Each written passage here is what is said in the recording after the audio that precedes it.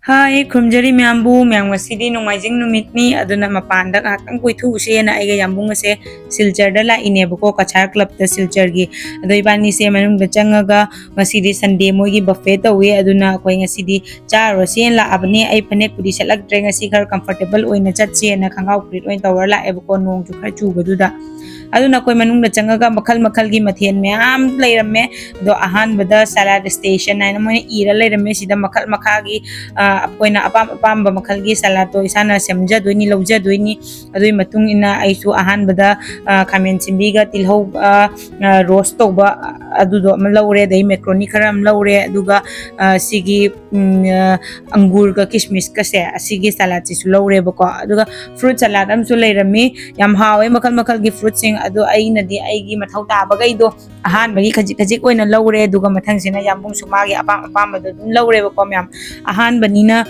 makal mathel gi makhan mathen jam yam leibanina ai chabam ga khangde ngawe ado yambung di Indonesia da chatpada su myam makal gi chara abni na madi yamna haye ko khachi kajing tanga lawra ga khangra ado ai su ahan ba oina try tawjai ni yambung ga punna chatlaga ado myam hawba hawtaba makha tana dum yengminasi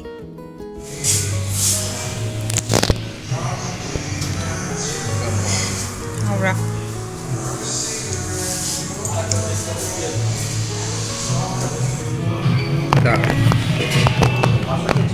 Aura.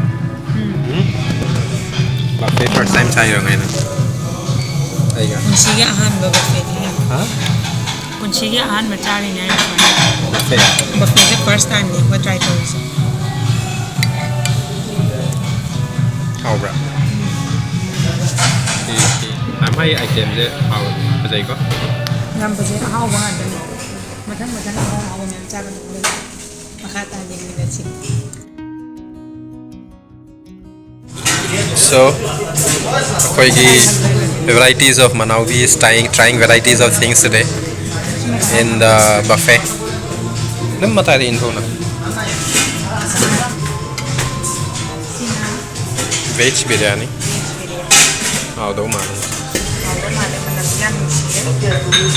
Ako na ihan hana ko la male moi buffet ja ko. Ako na ihan hana ko di. So it is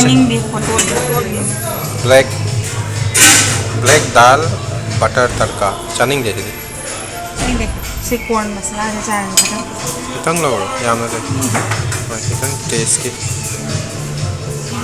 paneer ke chaning mana sige nut sige na o sini ma ki paneer de sina vegetable jes kenom ni vegetable paneer sa ang Manaubi ni moi manung ja mam chien ko na tawre mai chef sing si chaning nang paneer se ang gab yeng it only one okay ai di si charo en charo si kona jani last chicken pao asi kenu go en chani go si horen noodles ka charo nang ojik si se whole friend Bikaner style sisa se cha si try to do first time try to ni oh my god enjoy ni nang myam se cha ngamaro ngamni whole friend mapum mom lo sala bao bao sina kai no je sina ne keno papda bahari ngati ni je ngati ni mai chawi mai ngati yam chang ni ai fish ki item ni hana charon okay then nang cha ngam gadro fish ka ngamni sile ai chicken na ne no si se mutton ni ai ni first the fish item ma ka charon nang loi cha ngam moi ne ngamni kai gi ngamoi nang lo ro si se du ban half char na ai di si kai nang si ni si charo ai du chang gi mayam ai nok tana sini ko yambung na yam kan haija bani nang bu ngamgadra ne na ado aina ngamni ha ga takatana lawsal la e aduga ne khangbra nga singi sum chakhalak pada ba ko biryani ga chak ka se yam cha haudre ba khangbra ai nok pada si mathang dai dei phajan khangani buffet da tit launa lawe na yambung di ne khangbra kitang ga lawra ga phau sa da ma ne lem ne tor cha ga ba ai di kai man lo chala ba ko sum yaman gi dana aduni nok pasidi ai mathang dai phajan khangani aduga aina khara smaina cha ba loire aduga khara amchu lemhan gre ba ko ado chowmin tumin ama loi cha ba loi re ibani se haw yam hawe ba ko ado loina mathen je suna ba cha re ba aidi ado larga hujik athum ba cha bai matang do mung yeng hala age myam cha ba thak ba loisale hujik tuna athum bagi matam amuk yore kan makhan ya athum ba lai se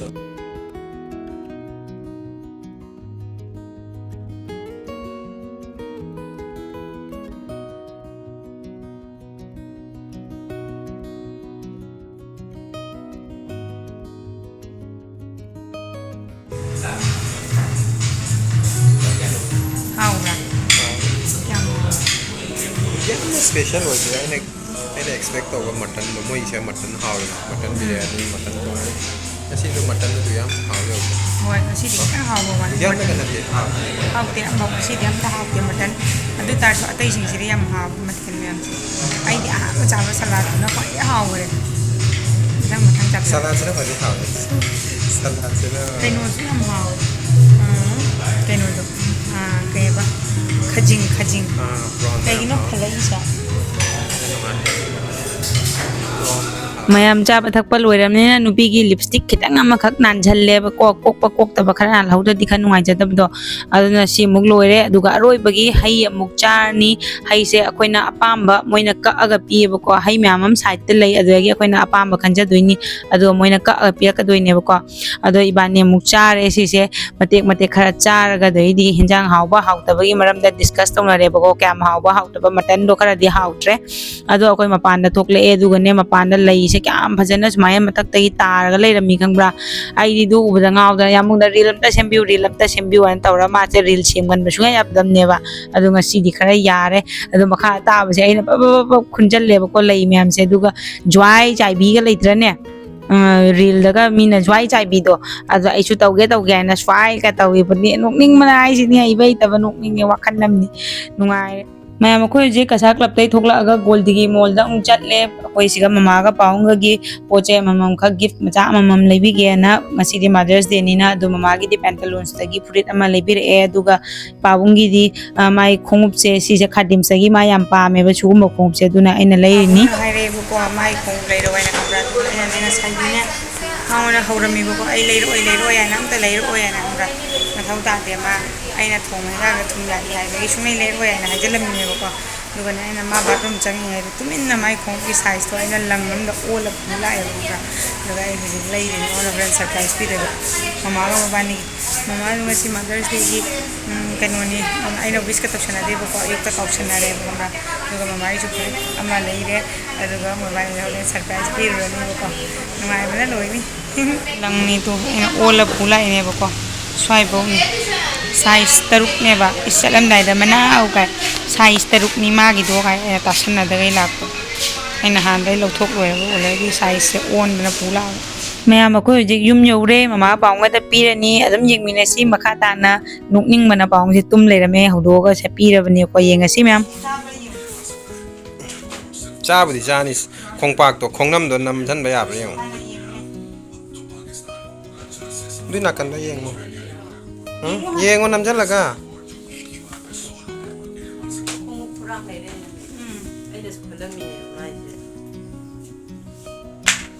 khongnam do ja ba yeng cha di cha ni da to ga jo khra da number 6 ai ola pui ai number 6 di cha ba lang adu jo ola pui chap cha bi na chang dra ba changani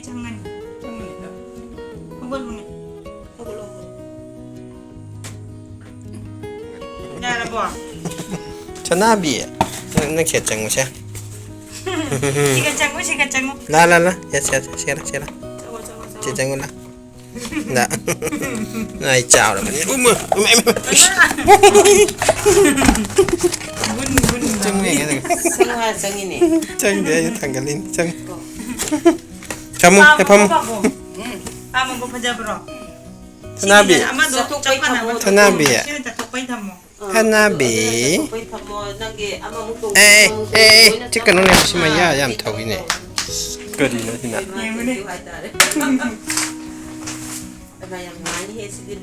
Yung na chaga do yung XL ne ba. XL ron. Ay ma pam ni ana ne khali ba ko amu ko se. Uno ba ju chanai na. XL cha. ꯑꯝꯇꯪ ꯂꯤꯁꯜꯂꯨꯅꯦ XL. XL 시리 스케트가 스트레치블 오이베니네 XL도 떠오이고 자니 레트라 마타기 리반이나 가리노 마다기 리반지는 행거를 돼서 보사니는 좀 약간 거기 파무라 Pami? 지비를 내겠다가 파무 Pulpuma 둘이 아이기 디비얼이네 둘이 아이기 디비얼이네 사나이도 분분하우비 라라라 Hi ma'am, loisalae vlog sa matang sa loisanjarage adu loisandringaida ngasigi yaifarba numit asida mama oiba sing khuding magpu happy mother's day ima sing gidamakta nong matangna special oihanba natte numit khudingi akoina special oihangadabani natragadi haidi moina tawbiba singdo akoigi angang oingaidagi mama hoina tawrakpa mayamdo leiramdragadi akoi ngasi oiriba pibamse oiba ngamamoiba ko duna ai akoi ngasaina akoi mama su Dubai da leibado maonda su wish tawre duga mama aina ꯃꯌꯥꯝ ꯀꯩꯀꯩꯅꯣ ꯈꯔ ꯍꯥꯏꯔꯨꯔꯦꯕ ꯑꯗꯨꯒ ꯃꯃꯥ ꯀꯞꯈꯔꯦꯕ ꯈꯪꯉꯕ ꯑꯗꯨꯒ ꯃꯥ message ꯊꯥꯔꯛꯏꯕ ꯀꯌꯥꯝ ꯅꯨꯡꯁꯤ ꯈꯪꯕ꯭ꯔꯥ ꯑꯩꯈꯣꯏ ꯑꯉꯥꯡ ꯑꯣꯏꯔꯤꯉꯩꯗꯩ ꯀꯌꯥꯝ ꯋꯥꯅ ꯃꯥꯅ ꯍꯣꯠꯅꯖꯔꯛꯏ ꯑꯩꯈꯣꯏ ꯃꯥꯅ ꯑꯣꯀꯦ ꯁꯤ ꯋꯥꯔꯤꯁꯤꯗꯤ ꯑꯃꯨꯛ ꯍꯥꯏꯗꯅ ꯀꯥꯟꯅꯗ꯭ꯔꯦ ꯑꯗꯨꯅ ꯑꯩꯈꯣꯏ ꯁꯤꯒꯤ ꯃꯃꯥꯁꯨ ꯑꯗꯒꯤ ꯗꯨꯕꯩ ꯃꯃꯥꯁꯨ ꯑꯗꯒꯤꯗꯤ ꯑꯩꯈꯣꯏꯅ ꯈꯪꯕ ꯃꯃꯥ ꯑꯣꯏꯕꯤ ꯈꯨꯗꯤꯡꯃꯛꯄꯨ ꯃꯣꯏꯒꯤ ꯔꯣꯜꯁꯦ ꯌꯥꯝ ꯆꯥꯎꯏ ꯑꯗꯨꯅ ꯃꯈꯣꯏ ꯈꯨꯗꯤꯡꯃꯛꯄꯨ ꯑꯩꯅ ꯍꯦꯄꯤ ꯃꯥꯗꯔꯁ ꯗꯦ ꯍꯥꯏꯅ ꯋꯤꯁ ꯇꯧꯖꯔꯤ ꯑꯗꯨꯒ ꯃꯌꯥꯝꯁꯨ ꯌꯥꯔꯤꯈꯩ ꯏꯃꯥ ꯏꯄꯥ ꯑꯍꯜ ꯂꯃꯟ ꯂꯨꯅ ꯇꯧꯕ ꯍꯥꯏꯗꯤ ꯃꯈꯣꯏꯅ ꯄꯥꯝꯖꯕꯗꯨ ꯇꯧꯔꯒ ꯑꯗꯨꯝ ꯈꯔ ꯆꯠꯄꯀꯣ ꯏꯁꯥꯅ ꯄꯥꯝꯕꯁꯨꯈꯔ ꯇꯧꯅꯤ ꯃꯈꯣꯏꯅ ꯄꯥꯝꯕꯁꯨ ꯌꯥꯔꯤꯈꯩ ꯑꯗꯨꯝ ꯇꯧꯕ ꯑꯁꯨꯃꯥꯏꯅ ꯇꯧꯔꯒ ꯂꯩꯃꯤꯟꯅꯁꯤ ꯑꯗꯨꯅꯤ ꯃꯌꯥꯝꯁꯤ ꯍꯥꯏꯔꯒ ꯕ꯭ꯂꯣꯒꯁꯦ ꯃꯇꯥꯡ ꯑꯁꯤꯗ ꯂꯣꯏꯁꯤꯟꯖꯔꯒꯦ ꯃꯌꯥꯝꯅ ꯅꯨꯡꯉꯥꯏꯕ ꯇꯥꯔꯒꯗꯤ ꯂꯥꯏꯛ ꯁꯦꯌꯔ ꯑꯦꯟ ꯁꯕꯁꯀ꯭ꯔꯥꯏꯕ ꯇꯧꯕꯤꯔꯝꯃꯣ ꯑꯣꯀꯦ ꯕꯥꯏ ꯒꯨꯗ ꯅꯥꯏꯠ